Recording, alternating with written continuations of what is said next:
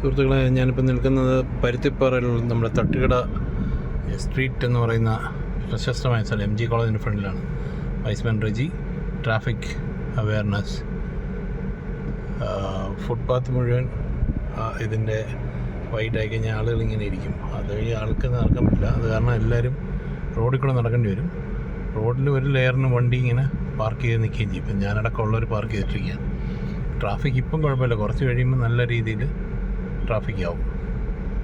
അപ്പോൾ ഇതിന് പരിഹാരമൊന്നുമില്ല. കാര്യം ഇത്രയും നല്ല ഫുഡ്, ഇത്രയും എക്കണോമിക്കൽ ഇതാണ്. ഇപ്പോൾ ഒരാൾ നടന്നു പോകുന്നതാണ്, റോഡിൻ്റെ നടുക്കൂടെയാണ് നടന്നു പോകുന്നത്. എന്ത് ചെയ്യാൻ പറ്റും? ഇത്ര എക്കണോമിക്കായിട്ട് ഫുഡ് കിട്ടുമ്പോൾ പിന്നെ വേറെ നിവൃത്തിയില്ല. നല്ല ഫുഡാണ്.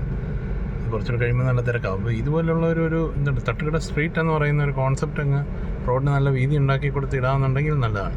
ഇത്രയും വീതി ഉള്ളതുകൊണ്ടാണ് ഇവിടെ ഇത്രയെങ്കിലും അഡ്ജസ്റ്റ് ചെയ്ത് പോകുന്നത്. Okay, have A better road safety. Signing off, Reji.